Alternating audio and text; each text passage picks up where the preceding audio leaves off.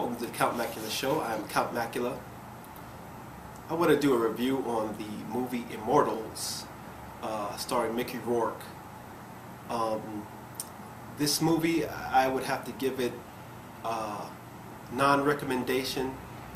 The storyline kind of falls flat because there was no character development in the areas where it needed to be. The main villain, Theseus, there's no backstory to him, so it made it difficult to be engaged in the movie when the main hero of the movie, you have no urgency or anything to follow him, and you have no will for him to want him to overcome his situation as a slave and leading this rebellion against the villain played by Mickey Rourke. In movies, there are two areas that need to be developed. Obviously, the hero and the villain.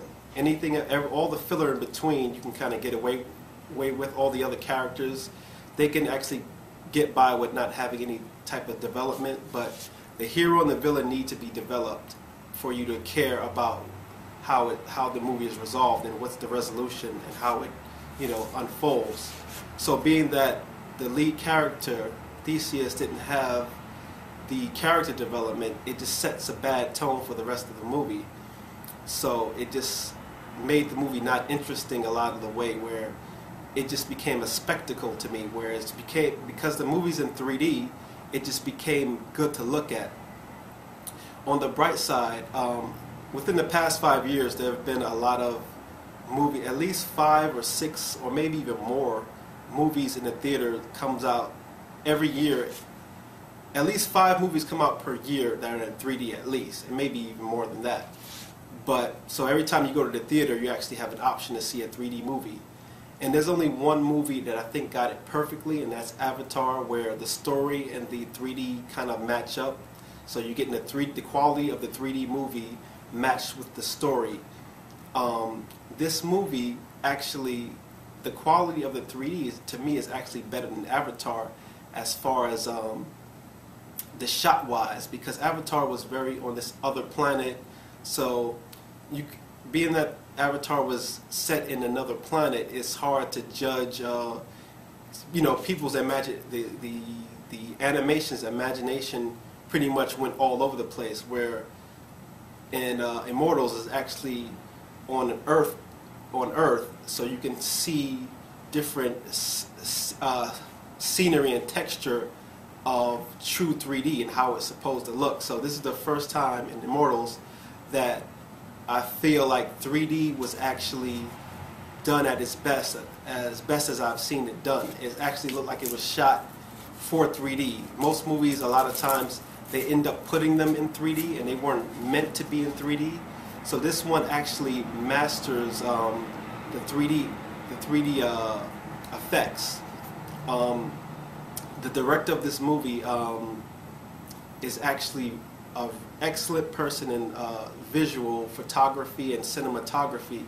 So Mickey Rourke actually said in the interview he did with Piers Morgan that the reason why he decided to do the movie, because when he saw the guy's demo, he saw his reel about the commercials he done and the photography he's done, he saw how beautiful he is with lighting and shots, that he decided to do the movie based on that.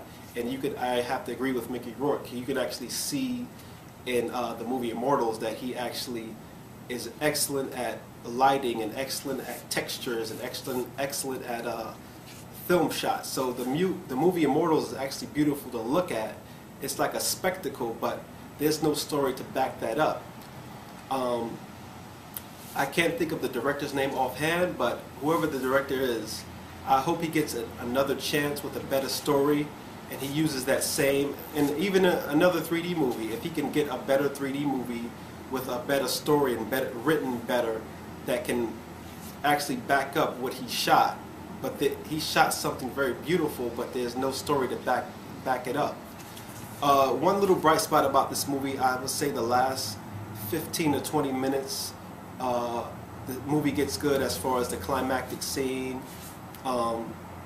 It does pay off at the very end, but I would say 80% of the movie is just bad cliche lines from like Braveheart and 300, where it worked in Braveheart and it worked in 300, but it's like a third-rate version of Braveheart. There's something that's almost laughable. There's a scene where his army is like doubting him because he's a slave, and within 2 minutes they change their minds and they're on his side. Like, his 2-minute pep talk got thousands of men that just changed their mind within 2 minutes of his pep. It just was kind of silly when they're like beating their swords against the shield. It was almost laughable. You had people in the audience laughing about how silly it was. But unfortunately, the movie did not hold up. The storyline did not hold up with the beautiful effects that were in the movie and the way it was beautifully shot. Once again, I hope this director gets a second chance to direct something where he has a story to support the way he shoots. He has potential to be something. This movie, on the last note, would be great when it comes on Blu-ray, and for those of you that have 3D televisions or are interested in buying 3D televisions, it would be a good demo or something to show off your 3D TV, because I'm sure when it gets to Blu-ray, it'll be an excellent movie in 3D to just look at, but nothing to like hang your hat on as far as a classic or a story. But it's just good if you just want to get the visual effects. If you just a person that just likes visual effects, then you'll like the movie. But I wouldn't say it's something that I would recommend to spend money on the day at the movie theater. It can something that could wait on Blu-ray. Like I said, if you have a 3D TV, it'd be perfect for that as a demonstration of the capabilities of the $3,000 or $4,000 you spent on that 3D TV. So that was my quick review of Immortals. I will see you next time. Good night.